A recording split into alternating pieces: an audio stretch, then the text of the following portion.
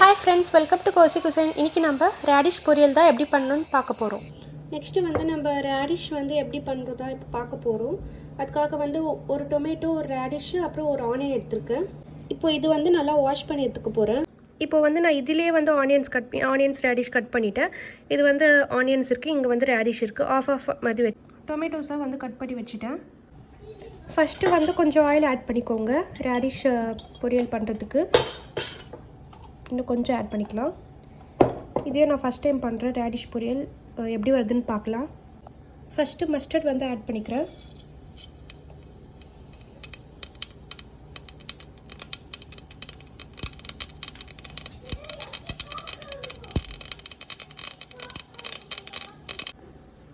Onion போட்டுக்கிறேன் கொஞ்சம். இந்த ரெசிபி வந்து நானாக தான் பண்ணுறேன். லைக் எப்படின்னா பொட்டேட்டோ வந்து இந்த மாதிரி பண்ணுவேன், அதே கான்செப்ட் அதே தான். அதுக்கு பதிலாக நான் ரேடிஷ் போடுறேன், அவ்வளோதான். வேறு ஒரு வித்தியாசமும் இல்லை. நான் இந்த மாதிரி பண்ணுறேன். நான் வந்து ரேடிஷ் குழம்பு பண்ணுவேன். நான் நெக்ஸ்ட் வீடியோவில் எப்போயாச்சும் காமிக்கிறேன். பட் பொரியல் வந்து பொரியல் வந்து எப்போயோ ட்ரை பண்ணியிருக்கேன்னு நினைக்கிறேன், ஞாபகம் இல்லை. அதனால நான் ரேடிஷ் வந்து சாம்பாரில் போடுவேன். இது வந்து கொஞ்சம் இப்போ தான் பொரியல் பண்ணலாம் சொல்லிட்டு, ஆக்சுவலி அரிசி மாவு ரொட்டிக்கு வந்து இது தொட்டு சாப்பிட்றதுக்கு பண்ணுறேன். அப்புறம் வந்து கொஞ்சம் சால்ட் ஆட் பண்ணிக்க போகிறேன். கொஞ்சம் சீக்கிரமாக ஆனியன்ஸ்லாம் வெந்துடும். அதனால் இதுவும் ஐ மெஷர்மெண்ட் தான். உங்களுக்கு லைக் ஃபுல் பொரியலுக்கு எவ்வளோ தேவையோ அந்த மாதிரி நான் போட்டுக்கிறேன். இப்போ டொமேட்டோஸ் ஆட் பண்ணிக்கிறேன்.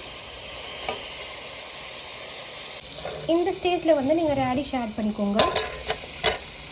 சாரி, என்னால் கரண்டிலாம் எடுத்து ஷூட் பண்ண முடியல. ஒரு கையில் பண்ணுறதுனால நான் அப்படியே பண்ணிடுறேன். ஒரு கையில் ஃபோன் பிடிச்சிட்டு ஒரு கையில் சமைச்சிட்டு இருக்கேன். அதான் கொஞ்சம் ஆங்கிள் சரியாக வர மாட்டேங்குது.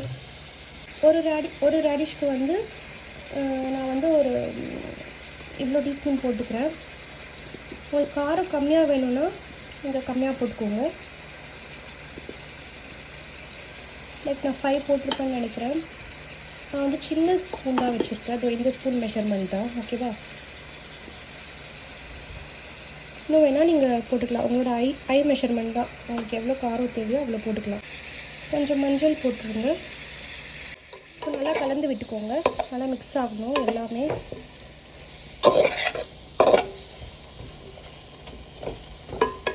கொஞ்சமாக தண்ணி ஆட் பண்ணிவிட்டு இப்போ க்ளோஸ் பண்ணி வச்சிடலாம். கொஞ்சோண்டு தண்ணி ஆட் பண்ணிக்கிறேன். இப்போ வந்து க்ளோஸ் பண்ணி வச்சிடறேன்.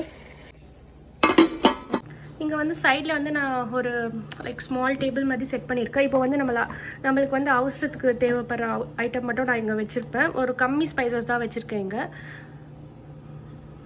அப்புறம் வந்து இது கீழே வந்து இது வந்து பிரியாணி ஸ்பைசஸ், பிரியாணி பண்ணுறதுக்காக வச்சுருக்கேன். இது ஒரு நாள் வந்து நான் உங்களுக்கு தனியாக காட்டுறேன் என்னென்ன வச்சுருக்கேன்னு சொல்லிட்டு. அப்புறம் வந்து இது டீமூல வாங்கினது தான். இது வந்து எல்லா தால் ஐட்டமே நான் இங்கே தான் வச்சுருப்பேன். ஏன்னா எனக்கு எல்லாமே வந்து கண்ணு முன்னாடி இருக்கணும். நம்ம ஏதாச்சும் லைக் இப்போது அப்படியே நான் வச்சுட்டு ஷெல்ஃபில் வச்சுட்டேன்னா இப்போ எனக்கு என்ன இருக்குது இல்லைன்னு எனக்கு தெரியாது. அதனால எனக்கு கண்ணு முன்னாடி எல்லாமே இருக்கணுன்றதுக்காக நான் இப்படி போட்டு வச்சுப்பேன். இதுலேயுமே வந்து நான் இப்போது ஒன்று காலி ஆயிடுச்சுன்னா தான் நான் இன்னொன்று ஃபில் பண்ணுவேன். ஏன்னா எனக்கு அதிகமாக வச்சிங்கன்னா எனக்கு அது ஒரு மாதிரி ஐயோ காலி பண்ணுமே அப்படி இருக்குது. அதனால நான் மோஸ்ட்லி நான் வாங்கவே மாட்டேன். ஒன்று காலி ஆனால் தான் இன்னொன்று வாங்குவேன். இப்போது இதில் பார்த்திங்கன்னா பீஸ் இருக்குது. ஸோ இது காராமணி இருக்குது. அதுக்கப்புறம் வந்து இது வந்து நான் வந்து இப்போது எல்லாமே சப்பாத்திக்கு தொட்டு சாப்பிட்றதுக்கு ஒரு கிரேவி மாதிரி பண்ணுவேன். குழம்புலாம் நான் பண்ண மாட்டேன். அதை வச்சு குழம்பு பண்ண தெரியாது, அது பண்ண மாட்டேன். அந்த குழம்புல போட மாட்டேன் மோஸ்ட்லி. நான் வந்து கிரேவி மாதிரி செஞ்சுருப்பேன். ஸோ இந்த பட்டாணி சென்னா வந்து இன்னொன்றில் போட்டு வச்சுருக்கேன். இது வந்து ஊரதால் போட்டிருக்கேன். இது வந்து சென்னா தால். இது வச்சும் நான் கிரேவி மாதிரி பண்ணிவிடுவேன் சப்பாத்திக்கு. இது வந்து தூர் தால். இதுலேயும் நான் தூர் தால் தான் போட்டு வச்சுருக்கேன். இது முன்னாடியே சொல்லிட்டேன். ஸோ வந்து இது வந்து இதை நீங்கள் ப்ரெஸ் பண்ணிங்களா அப்படியே வந்து விழும். இப்போ பாருங்கள், நான் ப்ரெஸ் பண்ணி காமிக்கிறேன். சாரி, ப்ரெஸ் ஆக மாட்டேங்குது, நிமிஷம் இருங்களேன். சில டைம் ஸ்டெக் ஆகும்.